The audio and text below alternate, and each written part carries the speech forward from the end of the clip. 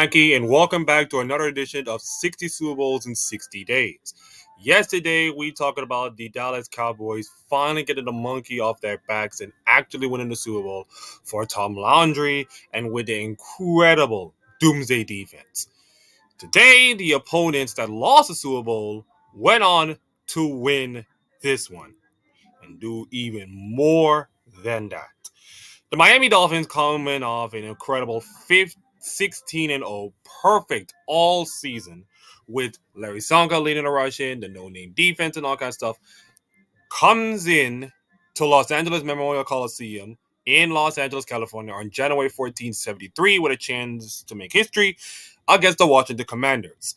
Now, Yakeem, I know that Washington team was named previously, of course, I get that, but I decided for the interest of reasons and because I don't want to offend so many people, especially in the Washington area, I decided to rename the current team of the Commanders. But they'll still be called the R word, of course. Washington Commanders versus the Miami Dolphins for Super Bowl 7 pride. The game ended 14-7, but that does not tell the entire story. I had to say, the scoreline does not tell you the entire story of the game.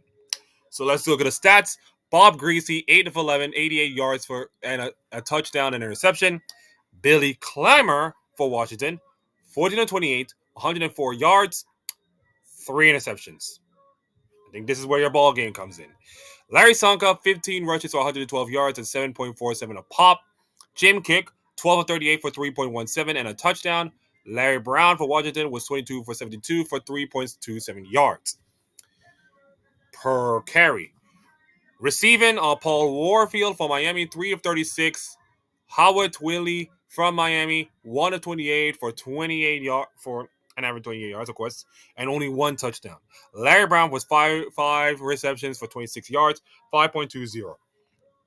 For defense, and this is where it gets even more tasty. Do I have an MVP for this game? I don't know if I have an MVP for this game. I don't know. Oh, okay. I have an MVP. Jake Scott was your MVP for this game, for the defense. Two tackles, but two crucial interceptions. That was the difference of this entire game. Nick Bonicotti, like I said, this is a no-name defense, so knowing these players is weird. He got an interception and two tackles. Manny Fernandez, sack and six tackles. Bill Stanfield, sack and three tackles. For Washington's defense, Brig Owens got an interception and three tackles. Darren Talbot, sack, four tackles. Vernon Briggs, sack, two tackles. And the kicking game, Garo Yapriman with a 2 for 2 and a 0 for 1 field goal. And Kurt Knight was 1 on 1 on PATs, 0 for 1 on field goals. Total yards, Miami 253 to Washington 228. Turnovers 2-3 in favor of Washington. So that is where we get the 14. We get pretty much Dolphins win the game. But that does not tell the entire story. For anybody who don't know, the Dolphins went on to have the only 17-0 perfect season that any NFL team tried so many times but failed. And even the Dolphins fans of yesteryear could just pop champagnes and just be like happy. This game was supposed to be a 17-0 game. I kid you not, this game was supposed to be a 17-0 game. They were shutting out Washington. They were lining up for a field goal. It was supposed to be a 17-0, which matches the record, of course, with the 17-0 whole scoreline. This was supposed to be a 17-0 game. And in the weirdest way possible, Washington find themselves the only touchdown. Let me just give you a whole diagnosis of the play from the Football Reference. So it said, Yapriman's 42-yard field goal attempt was blocked by Brodich and then recovered by Yapriman, rolled right, fumbled. Actually, no, not fumbled, but he's trying to like throw the ball, which, let's be honest, kickers throwing the ball, it's not a great. It's not great, let's be honest. Seeing kickers throwing the ball is not great. It's not doing anything justice. And then recovered by Washington. Pass going 49 yards down the sideline, touchdown, and that's where you get your only touchdown. So that was where the only touchdown happened. Sorry, notifications, guys. That is literally where the only touchdown happened. By that. That is the only touchdown that Washington have. By a pretty much ill-advised, trying to make something happen, but realized it was a failure. It was a blooper. It was an absolute blooper. But had the Dolphins went on lost, that blooper would have been played out for years and years and years, and it would have been like most embarrassing of all time.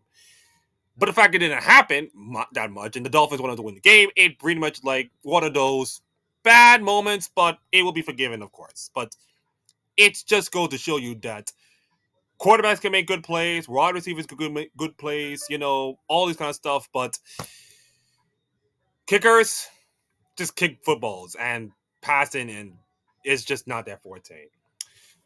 But for my Don Shula, not my Shula. For Don Shula, wonderful coach, one of the best coaches that Miami has pretty much ever. He went on to coach like a couple of years, even during the Dan Marino years. He managed to coach there. The guy has gone through losing a Super Bowl, of course, last year, and then for them to come back this season and have like the season that is incredible. Look at this. 17-0. No team has ever come close to it. Well, until, 2007, of course. That is for another day. But for them to have the only undefeated record in today's NFL, it's amazing. It's amazing. And they did it with so many guys. They did it with a decent good quarterback in Bob Greasy. They did it with a really good team with no names, no known recognition, but showcase that the whole is greater than the sum of his parts. They did it with a great running back in Larry Sonka, which he will come later on. He will come brilliantly good in the next Super Bowl that will do. In the next Super Bowl. For now, he was solid, of course. And this was an all-around team. This was an absolute team effort. It was never easy. It was never going to be easy. But the fact that they managed to win game after game after game through injuries, through so much adversity, through really tough teams, to be honest, it's amazing. And I think this 17-0 record, despite how the whole thing ended in the Super Bowl, was something to be admired, something to be held up by every other team now and forever since. I do not think, to be brutally honest, and this might age so badly right now, we will never see another undefeated season in the NFL ever again. It's hard in today's NFL with all the rosters movements and all the crazy randomness that is the NFL and all kind of stuff. It is going to be hard for someone to reach an undefeated season. Some teams got close, but the Dolphins are just so much untouchable right now. So much untouchable. And that should conclude the Super Bowl. Again, nothing too much. It was like one crazy play that should have been like avoided, of course. But sometimes it's the little things that make the Super Bowl fun. Even though the games are not great and all kinds of stuff, it's the small things that makes it more important, more fun, and more enjoyable for you guys. So thank you all for watching. Enjoy yourselves. And coming up, we'll go to Super Bowl 8.